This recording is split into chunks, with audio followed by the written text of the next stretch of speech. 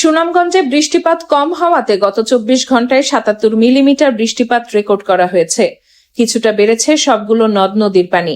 কুলেন্দু শেখর দাস, সুনামগঞ্জ।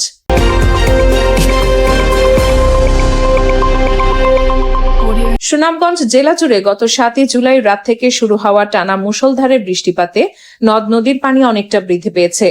গত ২৪ ঘন্টায় জেলার প্রধান প্রধান নদীর পানি বৃদ্ধি পেলেও নিম্নাঞ্চলে বন্যা পরিস্থিতির উদ্বেগ আপাতত না থাকলেও স্থানীয় বাসিন্দাদের মাঝে রয়েছে কিছুটা আতঙ্ক।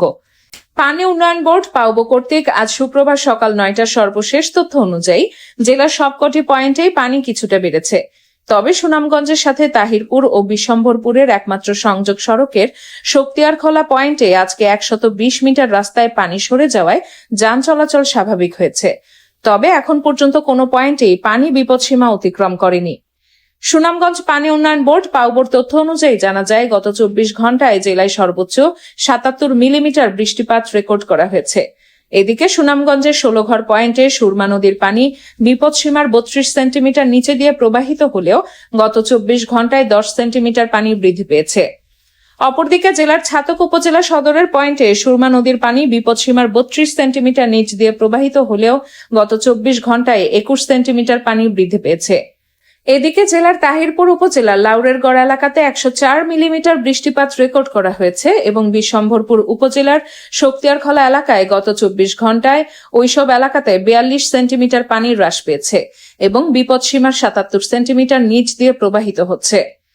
গত ২ দিন ধরে অবিরাম বৃষ্টিপাত অব্যাহত থাকলে আজ শুক্রবার বৃষ্টিপাত অনেকটা কম হওয়াতে জেলার কয়েকটি উপজেলার নিচু এলাকার রাস্তাঘাটে পানি কিছুটা কমতে শুরু করলেও জলাবদ্ধতা রয়েছে। উজান থেকে নেমে আসা পাহাড়ি ঢল এবং স্থানীয় ভারী বৃষ্টিপাত এভাবে বজায় থাকলে আগামী ২৪ থেকে ৪৮ ঘন্টার মধ্যে জেলার কোনো পয়েন্টে পানি বিপদসীমা অতিক্রম করতে পারে বলে আশঙ্কা করা হচ্ছে। এ ব্যাপারে পাউবো নির্বাহী প্রকৌশলী টু এমদাদুল হক জানান, গত ২৪ ঘন্টায় জেলায় বৃষ্টিপাত কিছুটা কম হওয়াতে ৭৭ মিলিমিটার বৃষ্টিপাত রেকর্ড করা হয়েছে। তবে পরিস্থিতি সার্বক্ষণিক পর্যবেক্ষণ করা হচ্ছে। নদী তীরবর্তী ও হাওড় অঞ্চলের বাসিন্দাদের সতর্ক থাকার পরামর্শ দেওয়া হয়েছে এবং যে কোনো পরিস্থিতি মোকাবেলায় জেলা প্রশাসন আশ্রয় কেন্দ্র প্রস্তুত রাখা হয়েছে।